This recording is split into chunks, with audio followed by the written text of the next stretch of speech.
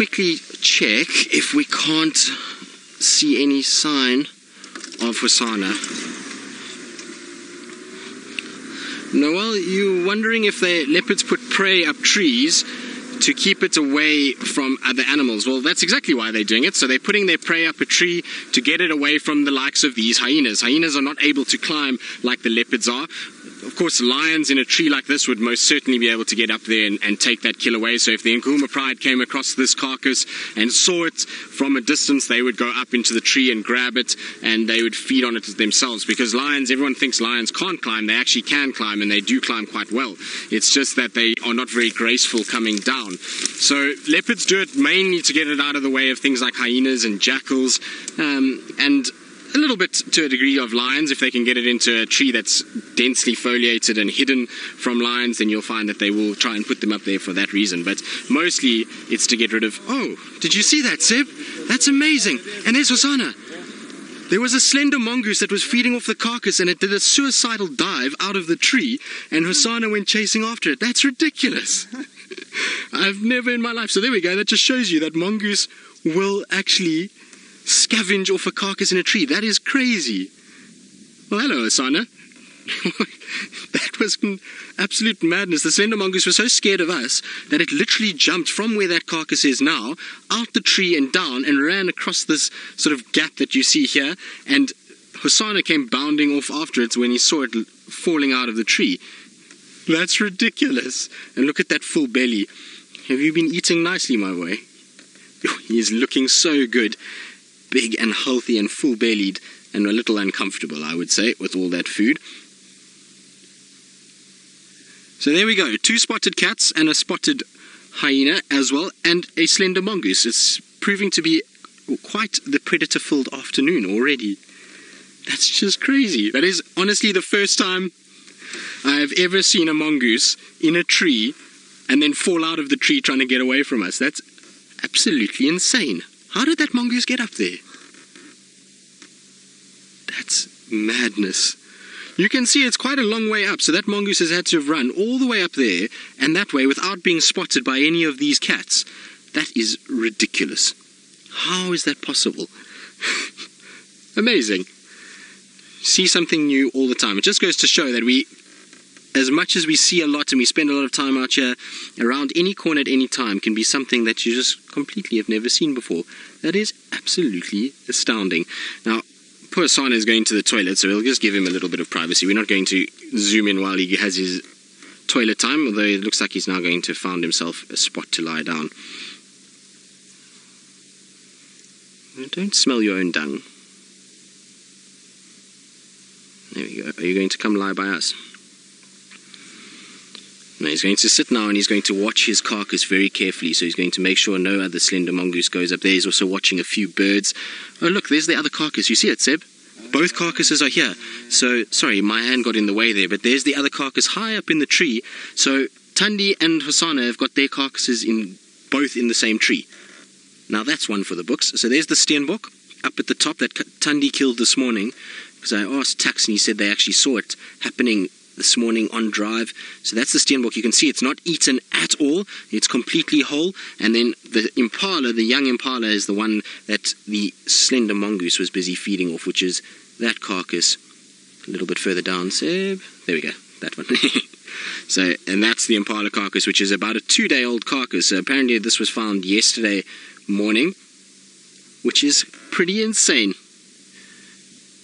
So that is a turn up for the books. I would have thought they would have tried to put their kills in different trees and not to utilize the same tree, but maybe they didn't see one another and they kind of just put it up, and that's how it is. But it seems like Taylor has raced through the Masai Mara and she's going to complete a predator-filled afternoon with the tawny-coloured cats. Oh, Taylor McCurdy, we're going to start this now. So the banter never ends with Taylor and Byron. It's quite funny. Yesterday I was with Byron. We had lunch together and it was quite an entertaining lunch, wasn't it, Seb? Seb also joined us as well, and we missed Taylor and we sent Taylor a few voice notes, and the banter just never stops between them all. So we'll just have to think of things that we can talk about with Taylor. I will tell you one thing though, Taylor, as per normal, Byron has left our cars dirty, which will definitely make Taylor smile, because she knows that every time when she comes back from leave, the cars are normally clean. I make make sure that I wash them for her, and she does the same for me. But with Byron, he likes to leave them dusty for us, so it's quite funny that she always gives Byron a hard time. But you can see Hosana is still very sleepy at the moment. He's really not too interested in what's going on. I would imagine that both of these leopards are going to come to this area around sunset. Both of them should start moving up towards this tree and start getting into feeding mode. Hosana is so full, I would imagine that he's going to kind of not take any chances in feeding in this heat. He'll rather go up when it gets cooler. The interesting thing is going to be to see if Thandi gets a chance, because Thandi's dragged that kill all the way and put it up in this tree. Now, she can't get to that carcass without having to first come towards Hosana, and the interaction between those two is going to be absolutely fascinating, because while she can be very aggressive towards Shongile, as we've seen in the past, and she's chased Shongile away, with Hosana, it's the same size leopard. Hosana is probably actually a bit bigger and bulkier than what Thandi is already, and he's not going to back down for food. And it's going to be interesting to see whether her older, more experienced or her level of experience comes through and is able then to keep Hosana away from this carcass, or if Hosana is just going to keep Thandi away, and Thandi is going to end up sitting like she would if it was a dominant male. If there was Tingana was here, Thandi would have no chance at getting anywhere near this particular carcass. So it's going to be interesting to see who actually gets to feed off what. It's definitely the Steenbok has not been fed on at all, so there's still a lot of meat in that Steenbok. You can see Hosana is kind of looking at the Steenbok. That's much fresher meat. I would imagine when he does go up, that's where he's going to go and eat. The problem is where that carcass is not very friendly at all in terms of our cameras. Seb, you're going to have a tough time up in there. It's right up against the light, so hopefully if he does feed off that, he'll bring it down into a better spot. But isn't this wonderful? What a way to come back to work. It doesn't get any better than this.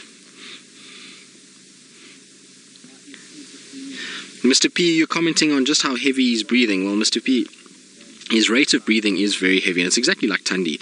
You're going to see both of them breathing heavily, and it's because of the warm weather that we're having. Remember, it's been a fast change from the cooler, colder temperatures. Before I went on leave, I was wearing a jersey in the afternoons, whereas now there's not even a chance that we could wear that. So that, coupled with the fact that he's in distended stomach and he's full, he's pushing up in his lungs, it's causing a shorter breath to be taken, as well as him being hot, he's trying to pant and just cool himself down. So he's going to be very heavy breathing.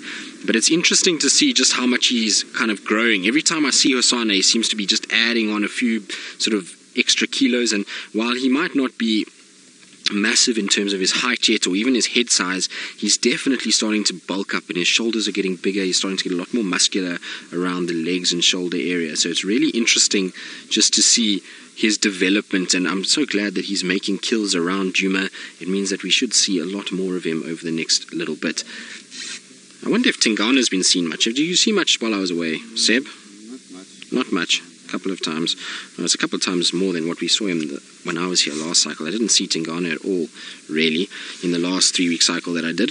So it'll be interesting to see how Tingana starts to take Hosana. The more he bulks up and the bigger he gets, and the more he has carcasses like this, the more likely Tingana is to start pushing him and chasing him into other areas. But hopefully Hosana will be clever enough to just sneak around and keep these places for himself, and just kind of be like Mvula in a way, and move around as Tingana moves, move into a section where he isn't, and utilize that area to try and stay clear. I'm surprised though, because if he's had this carcass for 2 days, if Tingana comes past, which he often does in this area, and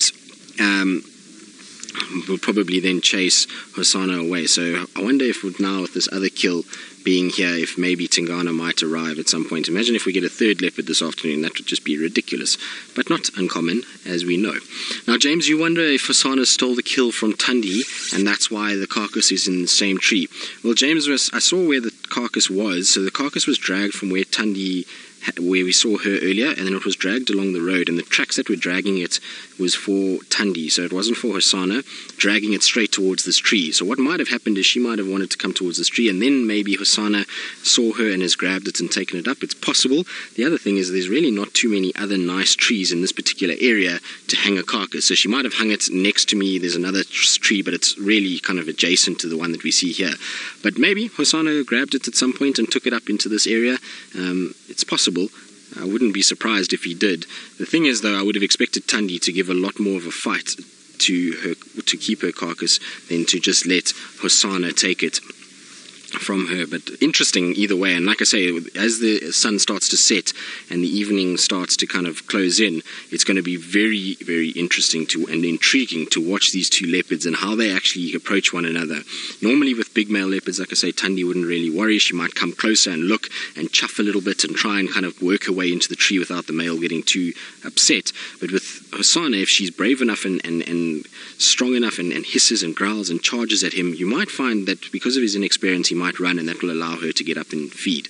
But most certainly, if you look at the size of his belly and you look at hers, she's had not very much at all to be able to feed on. It's been pretty much him eating everything so far, so it's going to be very interesting to see whether or not she just abandons this or she decides to try and fight him off of the carcass. Now, we've had far too many fighting of leopards lately, so hopefully that doesn't happen.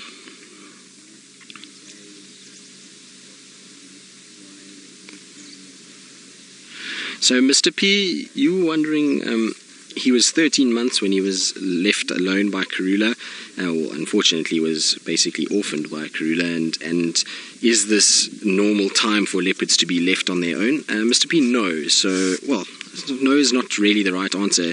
It's possible. So most of the time, leopards will generally stay with their mothers for a little bit longer than that, normally up towards 2 years. So they say generally between 14 months and 2 years. So I suppose it's not too far away. But given that she was, still looking after them so much, I think that process was still going to take quite a while. So I would have imagined that it would have been closer towards the 2 year side than the 1 year side that happened to him. There has been leopards that have left their cubs at 10 months and those cubs have survived. But generally the mothers will keep them for a while, and particularly males like Hosana, they tend to latch onto their mothers for a lot longer than the females. You'll often find male offspring staying with the females for longer periods. I saw when I was at Sinkita, we had Ravenscourt female, and at one point she had a male called Shinzele, and then she had two younger males, and the two younger males were already a year old, and Shinzele, who was now almost 3.5, was still actually with his mother, and she was looking after both the older male and the two younger ones, which is completely unusual and not something you would hear of. And the four of them used to walk around together. It was really quite strange to see. But the males tend to try and latch onto mom for longer. It's easier. Remember that they as soon as they go off on their own, they then deemed to be a threat by other males and are pushed around and have to be nomadic. So if they can stay with mom as much as possible and be fed and grow and get bigger, it's only going to mean better things for them as they become older and try and then start moving up in the world and to get a territory of their own. So it was probably a bit early for Hosana, but as you can see, he's doing just fine. He's really kind of figuring it out. He's managing to pull down quite large antelope in the form of these impalas that you see here, and his condition is fantastic. And we're 6 months down the line now, and he is in no way looked as though he struggled from day one. So he just goes to show that leopards are very resourceful creatures, and they'll survive off anything if they have to. We know that he used to hunt monitor lizards and terrapins as it started, and he's graduated now into these antelopes. And now that he's killing antelopes like this, you're going to find a situation that he's really should be well set to carry on with life and should be able to find his way. His biggest challenge now, obviously, is to find a territory and to not only find a territory, but to be able to dominate it and keep others at bay. And that's going to be, very difficult considering the density of male leopards within this northern section. He's been aided somewhat by the current sort of bad luck that we've had with the Sabi Sands leopards of late, where there's been a number of males to the south of him that have succumbed for various reasons, and that's almost opened up an opportunity for Hosana in a way. We know that his older brother, in the form of Kunuma, has moved into some of those areas where male leopards have been killed by lions or are no longer alive, and he's forged a territory of his own. So I wonder if Hosana is going to follow a similar pattern and shift in that southward direction towards those areas. It's going to be interesting to see. I think Tingana is still fit and healthy enough that Hosana doubt is going to get this particular section just yet, but you never know. Tingana is getting older, as is Mvula, and both of those males theoretically are around the 12-year mark, and that's quite old for a male leopard. And so you'll find that they'll reach, 12, 13, 14 and maybe disappear. So it might actually be perfect timing for Hosana to actually move into this area and take over. Now, we're going to sit with Hosana, but let's, while we do that, go across to Scott in the Mara, who's gazing upon...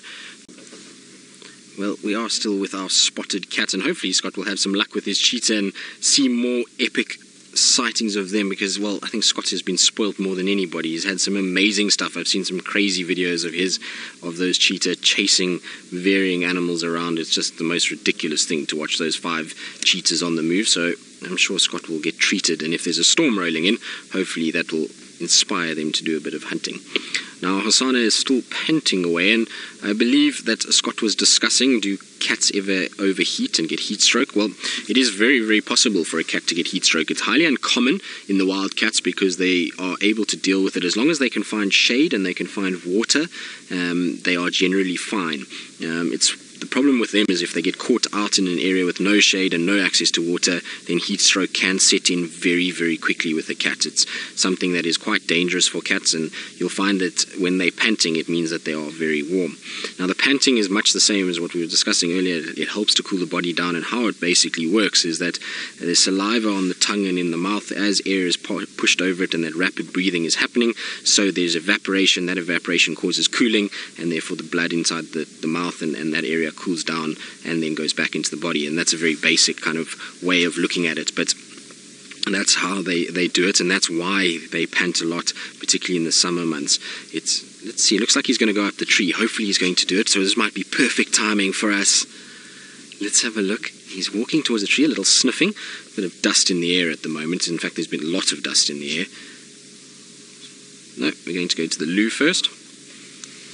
Now you can see he's just in front of the car at the moment, and it's a bit of a difficult area that we're in. We're in a place where there's a steep slope and it goes up onto the other side, so it's not a place that is easy to kind of negotiate. And so hopefully if he does go up, what we might do is just quickly sneak around onto the other side once he's up in the tree, because the light from the other side will be absolutely beautiful. It will be that late afternoon light, and Hosana has a nice gold color to him, so if there's a bit of nice light on him, it will be fantastic. But he looks like he's going towards the tree. He's certainly gazing with big eyes. Are you going to lie down there, right next to the car? Yes, you are. Okay, well, I'm going to have to just go back a little bit, because otherwise we can't see any of him. You can see the front of the car over there, so we'll just try and... So yours is behind me here, and he's just saying that he'll move a little bit for me. But if I go back to there, Seb, is that worse or better? There we go, so that's okay. We don't have to stress too much. But yours is being very nice and moving a little bit fast so that we can see him better, which is very kind of him. And you can see every now and then he stares over towards where Tundi is and has a little look. Leo, you're wondering how often big cats will drink water.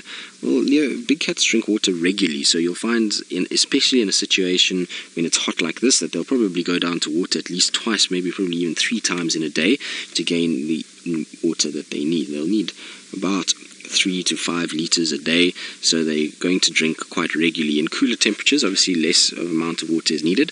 Also, you'll find when they have carcasses, particularly fresh carcasses, and lions do this a lot more than what the leopards would, but the lions will actually drink a lot of the blood and gain moisture from the blood of the victim that or the prey that they've caught.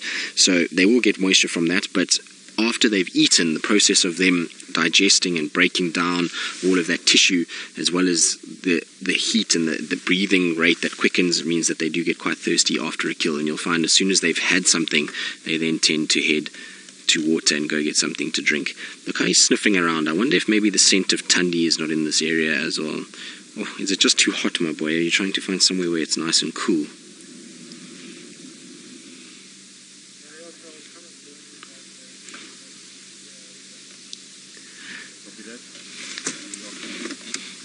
Mike, you're wondering, when a leopard is looking for a territory, which direction does he know to head into? Mike, well, basically there'll be lots of natural factors that will lead him into territory. So firstly, he's going to hear the dominant males of this area calling. So he's going to hear Tingana making a noise, Anderson making a noise, Quarantine, Kunuma, all of those guys making a lot of vocalizing at night, so he's going to know there's a territorial leopard if there's vocalizing. There'll also be chemical signatures through scent marking. So Tingana, when he does his scent marking patrols, is marking his territory. Hosana will come across that, he'll sniff it, and through organs in the roof of his mouth, in those little pits called the Jacobson organ, he'll analyze that chemical scent and he'll be able to know, okay, that's a dominant male in this area.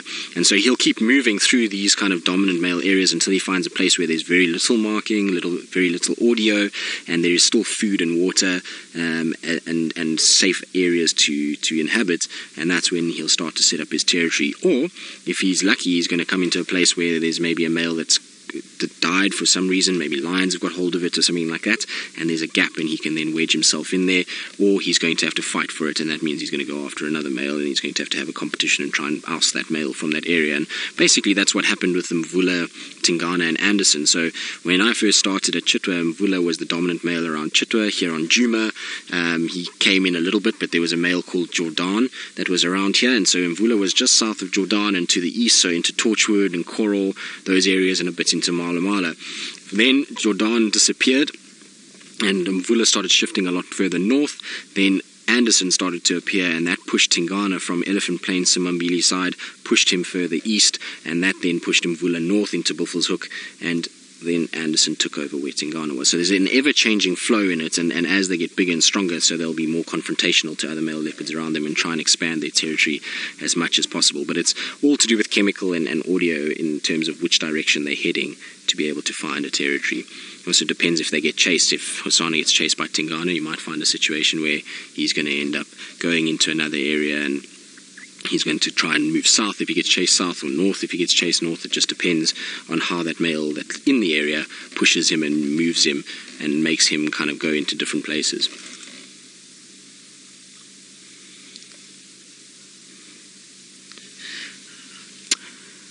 Right, now the beautiful Hosana is looking around, scanning the skies and hoping not to see any signs of vultures. That's why he would have put his carcass in the tree. And so, talking about vultures, I believe our friend James Henry is also out with a bird of prey.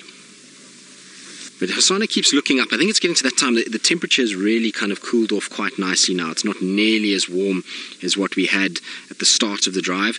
Hosana obviously is looking at me just to say, speak for yourself. You don't have a fur coat wrapped around you, but it definitely is getting a lot cooler now. There's a bit of a breeze and it's starting to become a lot more pleasant. And I'm hoping that this is going to lead to him starting to maybe go up into the tree. He keeps looking up at that steenbok, and I think the promise of nice fresh meat instead of this rotten impala that he's had for 2 days is proving to be quite tempting. So he keeps looking up there, and I reckon that we're going to see him maybe going up into the tree fairly soon.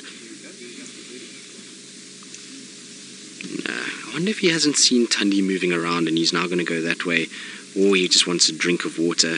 Interesting, because Tundi is straight where he's walking now. So on the other side of this riverbed is where Tundi is. So what I might do is actually sneak across. No, we're going to lie down there for now. But isn't it beautiful with that golden light?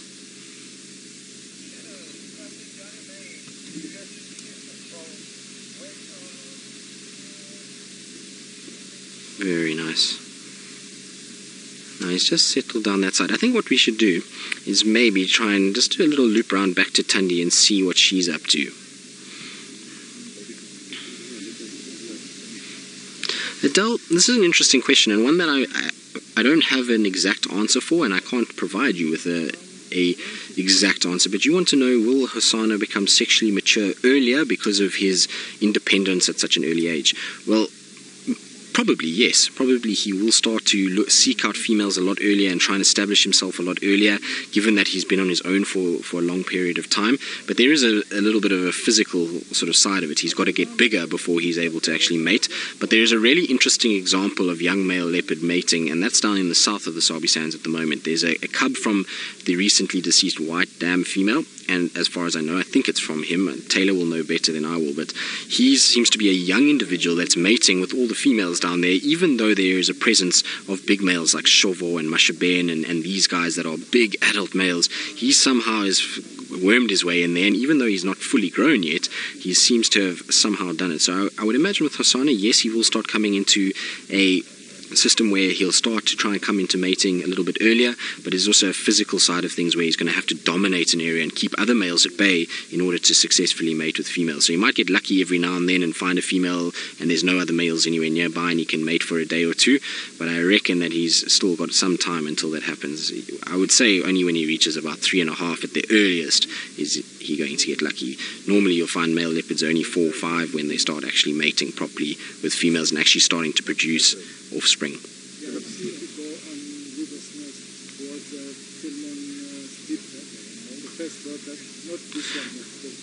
Now our Hosana has turned his back to us and is facing the opposite way. So as I was saying earlier, I think I'm going to go back around to where Tundi is, just to go and have a little look and see what she's up to and see if she's not looking around. And while we do that, let's go across to Miss McCurdy and see if she can do her best crown crane impression with the flock that she's...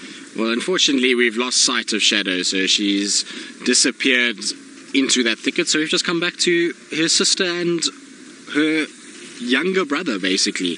So little Hosana, who's directly in front of me and hasn't really moved too much. He hasn't gone up into the tree as I thought he might have. I thought by this time of the afternoon he might have gone in, but he hasn't. He's still watching over towards the side. Maybe with all the commotion of the squirrels and the various other things, he's been watching where Shadow was, and I wonder if Tundi hasn't just walked a little bit closer and that's why he's still kind of watching her. You can see he's very intent in looking in that sort of westerly direction, so I'm sure he's kind of checking out where she is and wondering what's going on.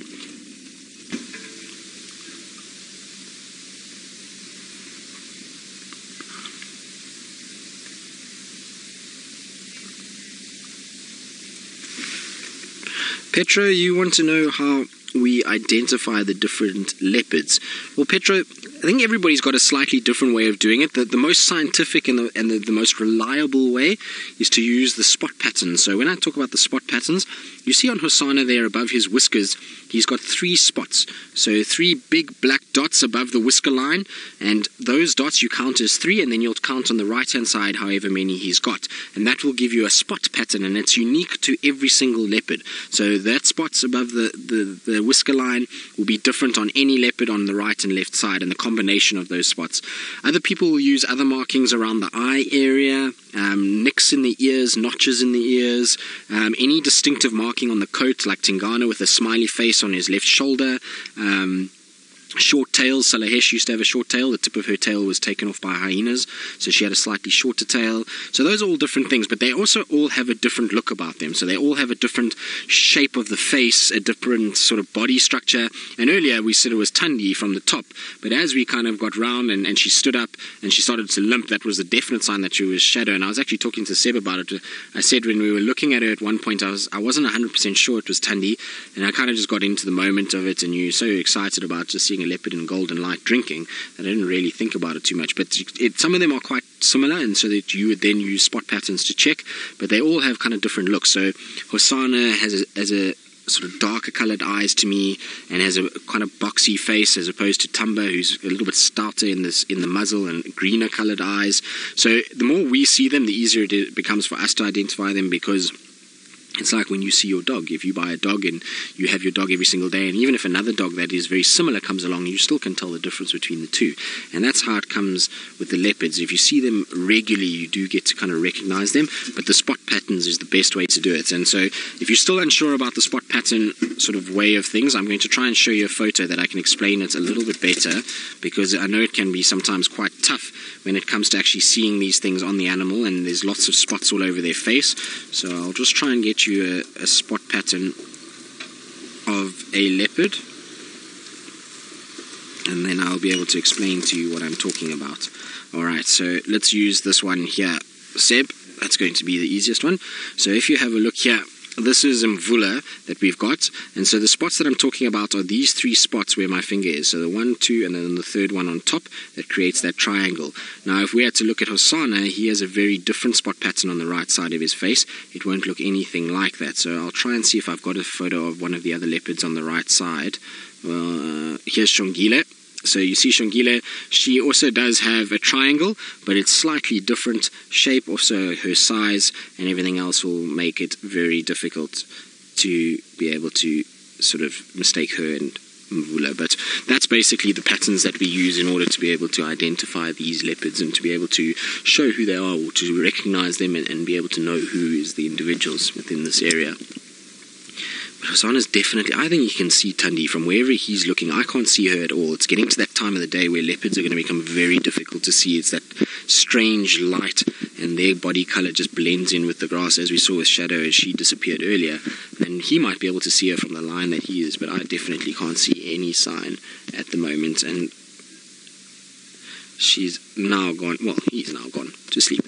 Now, this is very exciting, so let's quickly jump across to Scott Dyson, who's got some lions that I believe have encroached on the Cheetah brothers. Well, unfortunately, I apologize. There's a few little technical glitches, and I'm sure it's to do with the rainstorm that they're having in the Mara. But basically, there was a pride of lions that were chasing the 5 Cheetah brothers, and I believe the Cheetah brothers got away okay. But look, Hosana's just bolted upright all of a sudden. I wonder if there's not something else that's lurking in this area. I know there's a hyena behind us at the moment, which we haven't managed to ID yet. We'll have to hope that that hyena stands up now that it's getting cooler. And maybe Tundi's walking through this drainage section and we just can't see her. But he bolted upright as though he heard something. I can't see anything from where I am. Is there some francolins? There's Seb. Okay, yeah. So Seb has spotted some francolins. So that's obviously caused him to bolt upright with the scratching in the grass. And when there's a number of other individuals around, one has to be quite careful. So when you've got things like other leopards and hyenas, you've got to be aware of your surroundings. So I suppose a francolin could create a false alarm. But as I was saying with Scott, the cheetahs, I believe, got away safely, so all was okay there. The lions just kind of pushed them off, which is pretty much the way things go. With cheetahs, unfortunately, they do have to scuttle away from lions every now and then, but I'm glad that they're all okay and that they managed to get away. Hosana, are you watching the francolins? You've got more than enough food. You don't need to worry about francolins.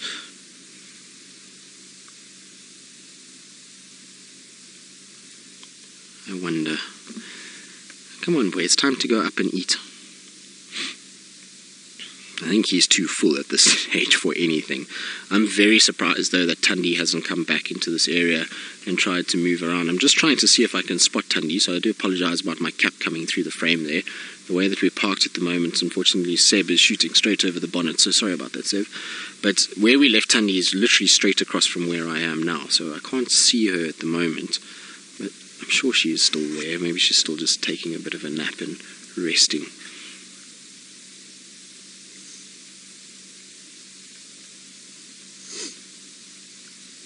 But those ears are working overtime. You see how they're twisting and turning?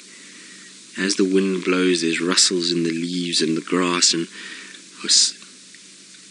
Hosana is listening to all of this. Now you can hear the francolins.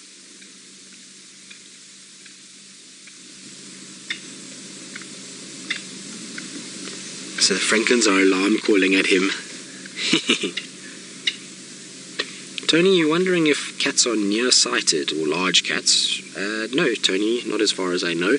I've seen leopards and lions spot animals from way in the distance that you and I would never be able to see. So they're able to see from a long way away as well as very close to them. So their vision is excellent throughout, and because they have the eyes on the front of their head, they have that binocular vision, which means that they can really see very well and judge depth very well. So they can see quite a long way into the distance. I've watched a leopard in a tree once that was on a river system, and we had a great field of views that we could see down the riverbed, and that leopard reacted to a bushbuck that crossed the river that was probably, I would say, at least 600 to 700 meters downstream from where we are. So really good eyesight, and the only reason we spotted it is because my tracker was actually scanning with binoculars across the riverbed, and he picked up this little dot crossing the river, but the leopard most certainly saw it because its demeanor changed and stared in that direction and really kind of looked carefully as much as possible. So they do have incredible eyesight.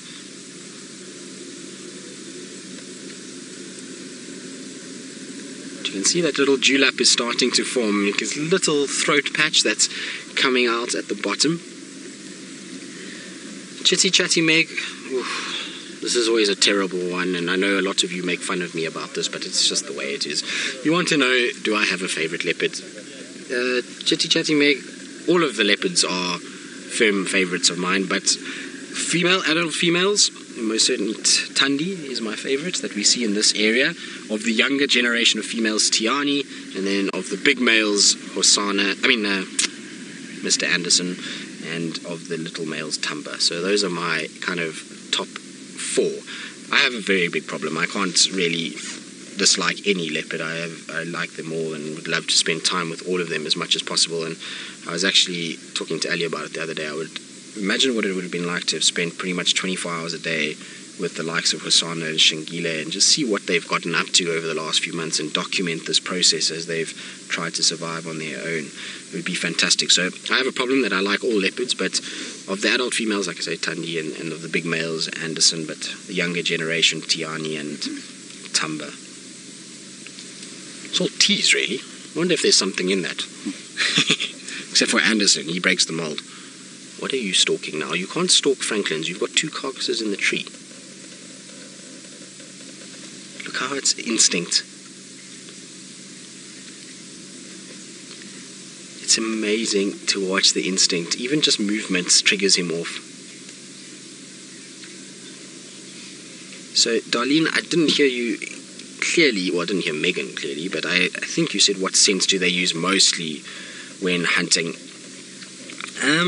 Lena, I think it depends on the situation. Sometimes they'll use their sense of smell. So I've seen leopard and lions often sitting, and all of a sudden a gust of wind comes and their nose goes up and they pick up something and they go and they start heading in that direction. But once they actually sort of find where that animal is, eyesight becomes the predominant feature that they use. So they'll use their eyesight more than anything else. Their whiskers will also play a huge role, particularly in the nighttime, because what you'll find with them is those whiskers have sensory organs, and as they move through the grass, they're picking up vibrations. And so in the dark night, when they're trying to stay as low as possible and not give themselves away, and their eyes are just over the top of the grass, those whiskers are picking up what they can't see. So they will use whiskers a lot, but their eyesight is their predominant sort of sense when hunting. It's interesting because the smaller cats, so something like a serval, its hearing is what it's going to use more than anything else. We've been fortunate enough, and I know a couple of the guides have had servals hunting and catching mice, and you'll see how those big satellite-like ears just twist and turn, twist and turn, twist and turn until they hear, and then they pounce on their prey items. So you'll find bigger cats like lion and leopard are more eyesight-based, but those smaller ones will use their hearing quite extensively to hunt. Oh, I think he's flopped back down. I thought for a second he might roll over and decide to start going towards the tree, but it looks as though he's going to spend his evening as sleepy as possible. It just needs now for Tandi to arrive, and I would have been very interested to have seen if Shadow had come here, what would have happened between these 3. I would have certainly thrown a spanner in the works, and I don't know of any sightings of Hosana and Shadow together, so it would be quite interesting to see those 2 and whether or not they have come across one another, and whether the Shadow would be as tolerant as what Tandi has been so far. Right, it's time to start our school drive, so we're going to jump across to Miss McCurdy so she can say hello to everybody, and we'll see you all in a little bit. Well, we are indeed in a very warm welcome to Jessamine County Public Library and Santa Rita Elementary to sunny South Africa, which is now not so sunny because our sun has just set, and we have the most elusive of the big cats sitting behind us. Now, my name is Tristan, as Steph said, because I have Sebastian on camera with me. Getting all tongue-tied with all this S's this afternoon. But we have this young male leopard who's sitting here, and he's very, very sleepy, and that's because he's got a belly full of food. So he's managed to kill an impala yesterday morning, and he's been feeding on that for 2 days. And then this morning, another female leopard came into this area, which is unusual to see 2 leopards together, and she managed to make another kill, and this male has now got both the kills up in the tree. So that's the tree that the kills are in. There's the one kill over there, which is an impala that he's managed to grab and is eaten all of it, really. There's only a little bit of meat left, and then the other kill is right up at the top of the tree, and that is called a steenbok, and it's a small little antelope that we get in this particular area. So he's going to have a lot of food for the next day or 2. There's the steenbok. You can see a bit of the fluff and fur that is draped over the tree. And now the leopards do that because of hyenas. There are actually hyenas around. There was one hyena that was here, and the hyenas will try and steal the food from the leopard. So he has to be clever and put his food in the tree so as the hyenas don't get to it. And you can see, look, he's put his head up now. He's starting to yawn, which is good news for us, because hopefully it means he's going to wake up and he's going to go up into the tree and start feeding. Look, he's looking up into the tree, he's looking at the carcasses. He's maybe going to start looking to go up, because it's now starting to get a lot cooler. We had a very warm day today, and so it's now getting cooler and it's time to feed. George, you want to know how I spot the difference between a cheetah and a leopard? Well, George, the easiest way for that is for me to show you the difference. So I'm going to try and get my book out, and we're going to be able to then show the differences between these two beautiful cats. I've got to just try and find them in the book quickly, so you're going to have to bear with me for a little bit, George, and give me 2 seconds, because the cheetah are somewhere in front here. Alright, so let's go with the leopard first, because that's what we can see. So if we have a look here in our book, there is the leopard. Now the leopard is a very, very short animal in comparison to the cheetah. The cheetah is much taller, and you'll find that the leopard is very stocky, so it's very powerful and it's got lots of muscles and strength in its shoulders. You'll also see that it's got these little white markings underneath the eyes. So you see that there, those are very, very white. Okay, and then the spots of a leopard are different to that of a cheetah. The spots of a leopard, I'm going to try and see if I can get a better photo of the actual leopard's coat, because it's much better. Alright, here is probably better, Seb. But the leopard spots, you see, they almost look like the spots have exploded. So there's a little gap between the spots, and there's little gaps in between them. And so these are actually called rosettes and not spots. The cheetah will have proper spots and will not look like this. So I'm going to try and find a cheetah for you quickly. There we go, there's wild dogs, so it must be very close. Alright, so there is... Oh, my page is all stuck together because of some rain that we had a while ago. But there we go, there's our cheetah.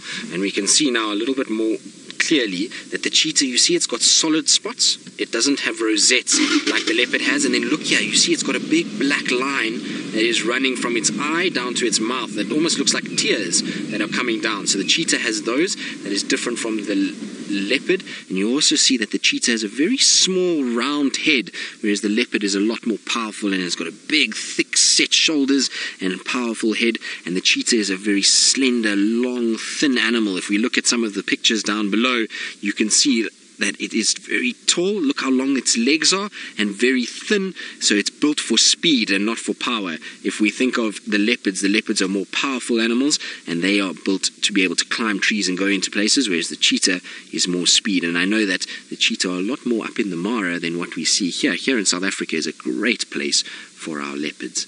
So there we go. Hopefully that helps you a little bit more, and you'll be able to then recognize the difference between the two. Kate, you want to know how long they'll feed off one kill. Well, Kate, it depends on the size of the kill. So in this case, these kills are both quite small. So this leopard probably will be, I would say, another maybe 2 days that he'll be killed. I'm just moving so we can try and get you a better view of our leopard. How's that, Seb? Is that a bit better or a bit more forward? Okay, so we're going to just go forward a little bit. There we go. So I would say probably another 2 days, because he's now got a new kill. If he hadn't had that new kill that he got this morning from that female, you would have found that he would have finished that older one in probably this evening and would have been gone by tomorrow morning. But it depends on the size. A big antelope like an impala sometimes will take them 2-3 days to eat, whereas something small like the steenbok, which is the other animal in the tree, that will normally only take them about a day. It also depends on how they've fed. You can see he's got a big fat tummy, so he's not going to be able to fit much in there, whereas if he was very skinny and he hadn't eaten for a few days, then he would be able to wolf down all of this food in the night and then leave this area the following day. So it just depends on how they've been feeding and also how much food they've actually caught. But he'll still be here for quite some time, and I'm sure the female that killed that other small steenbok, she's actually not far from us. We saw her this afternoon, and she was about, I would say, 100 meters from where we are now. So she might show up at any minute now as well, and we'll get not only 1 but 2 leopards, which is super rare, and will be very exciting if we do get that second leopard coming towards the tree. I was hoping, though, that this time of the day that he was going to go up and actually climb into the tree and start feeding, because it's amazing to watch how much power they have when they try try and climb, and when they use those big, powerful front legs and they grip their claws into the tree and they scramble their way up as they go towards the food, it really is impressive. And if he does jump into the tree, we're going to find the hyenas are going to come running here. So I'm hoping that that's what's going to happen, but it looks as though he has had a really long day and that he's going to sleep more than he's going to be active. Sunny, you're wondering if the cheetahs and the leopards live together. Well, Sunny, the cheetahs and leopards do live in the same parts of Africa, so you will find that there is leopard and cheetah in this particular part of South Africa, and the same in the Masai Mara, but they occupy slightly different ecosystems. And so what we mean when we say ecosystems is that you'll find the leopard will often move around in dense, thick vegetation, so where there's lots of trees, lots of long grass, and where there's these big steep drainage lines. Now, drainage lines are areas where water moves, so like a riverbed, and leopards love that because they ambush predators. They're very, very powerful, but they're a little bit slow, and so they need to be able to get in close to an animal and then surprise it by jumping out. So that's where they like. Whereas cheetah, because they're very fast, they like to have very open areas where they can see a long way and there's nothing that's going to hurt them when they're running. So not too many trees, not too many bushes, and they're able to then use those areas. So even in a place like this, we'll find leopards that will be in the thickets, and the cheetahs will try and be in the big open grasslands like what you see in the Masai Mara. So they do occur in the same general area, but they will have slightly different places or ecosystems that they like to spend more time in. It's not to say that you won't find a leopard and a cheetah together. I have seen leopard and cheetah in the same sighting before, and it's very dangerous for a cheetah because a leopard is a lot stronger than what a cheetah is. Now we're going to sit with our leopard for a little bit longer, see if he wakes up. If he doesn't, there is also some lions that are not too far away that I want to go and see what they're up to. And so we'll spend a little bit longer with him. And while we do that and watch him snoozing away, let's go across to my friend Taylor and her lions in the Mara. We have had lots of luck with leopards, Taylor. It's been a leopard-filled afternoon. So earlier today I managed to see another 2 different female leopards as well as this male. So we've had leopards everywhere today, and it's been really quite something and very special afternoon. But our male leopard is still very sleepy, and this is not a fully grown male leopard. So even though he looks big and bulky and like he's got a big head, he's actually not the biggest male out here. He's still a young male, and he's going to get bigger as he goes. Now you might hear a vehicle coming behind me. That's because we have lots of people that are coming to see these animals from all over the world, and they are coming to have a look at the leopard. Now, Levi, you want to know what age do leopards begin to hunt? Well, Levi, sometimes leopards will already start hunting small things like insects and mice and rodents at the age of 4 or 5 months old, so sometimes very early in their life. Most of the time, though, we'll find them starting to really hunt and concentrate on hunting when they reach about 8 months to a year. That's when they're going to start chasing birds and mice and really trying to hunt. They'll only really start catching big animals like this when they're over a year old, so impalas and varying other antelope species or things like deer that we have out here in South Africa, and that's when they'll start, is really only after a year old. This particular male is a very interesting one because here, unfortunately, his mom disappeared when he was still very young, much younger than what he should have been on his own, and so he had to learn how to hunt very quickly, and he's done so well because he's learned and he's been able to feed himself even without his mom from a young age. So he's done an incredibly good job, and he's growing to become a really pretty, beautiful leopard. Now, he's got his head up, so I wonder if maybe he's going to start waking up for us. I hope that he is. You might notice that we're in black and white, and that's because we're in infrared. It's starting to get dark here in South Africa, and that means that we don't have much light to work with, and the camera then battles to be able to see what's going on. So we put on the infrared so that we can see these cats without having to turn lights on and disturb their eyesight.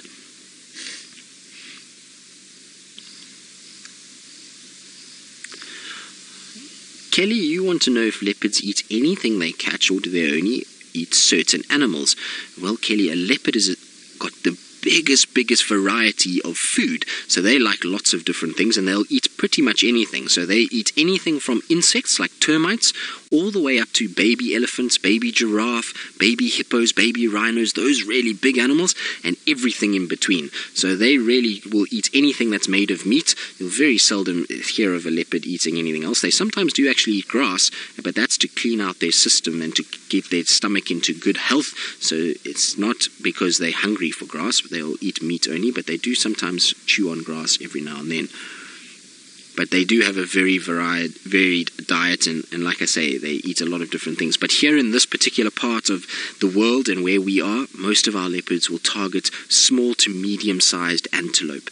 That's what they're going to be going after, and that means things like the impala and the steenbok. But did you see he's yawning? Now, yawning is a good sign that he might stand up. He's getting oxygen into the lungs, and he's going to try and get the lactic acid that's built up from him sleeping all day to move around the body. So we might get lucky and he might stand up. I'm hoping that he will, and that he'll go into the tree. No, he's just looking around at this stage. But if he yawns again, then maybe we'll have a better indication if he's going to stand up. It's a good thing to look for when you see a cat yawning. If it's been sleeping for a long time, it often means that they are going to start moving.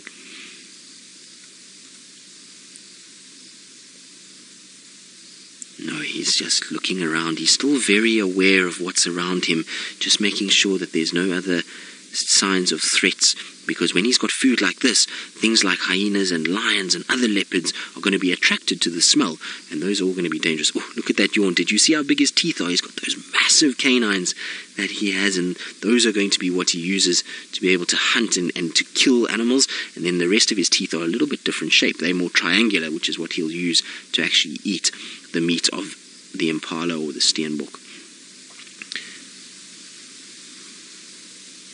There, look at that yawn.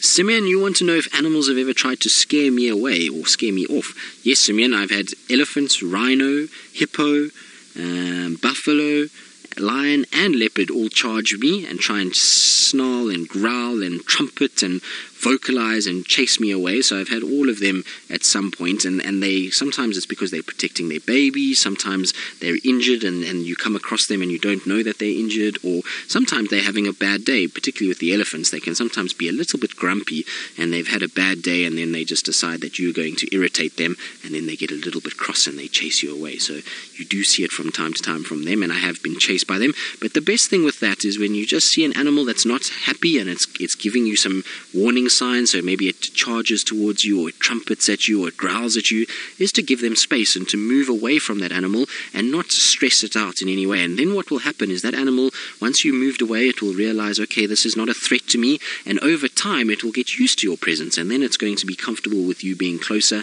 like we are with this leopard, and we won't have to stress the animal, and the animal won't be stressed by us, and we won't be stressed by the animal being aggressive to us. So it's all about being respectful to the animals, much like we need to be respectful to people. It's the same with animals. We need to be able to give them the space that they need, and if they show that they're not happy, then we move out the way. So you see he's standing up. I told you he'll move if he yawns a lot, and there we go. He's now going to start slinking off into the darkness that is the night. So he's not going up towards the tree, which means we'll probably end up leaving him in this area and letting him slink off down into the drainage and try to see if we can go and catch up with those lions that are not lying too far away from us.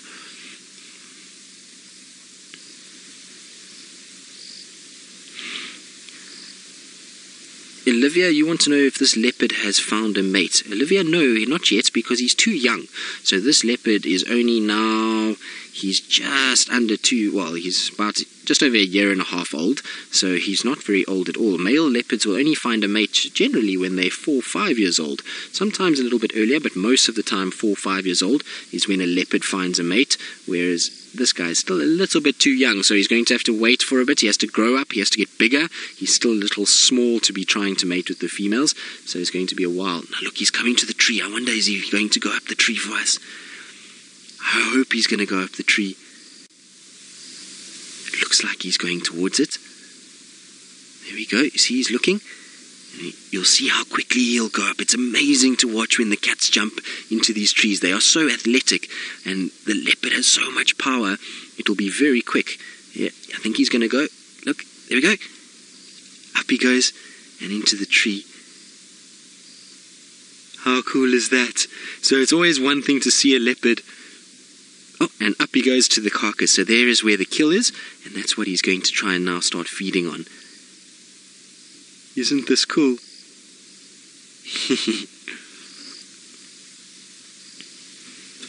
Reese, you want to know how long the food will last him in the tree. Do you see how he's easily able to move in the trees? This is what makes leopards so special. He's unlike the other cats that really struggle in the trees and can't climb very well. Leopards are completely at home, and look at how he's able to move around.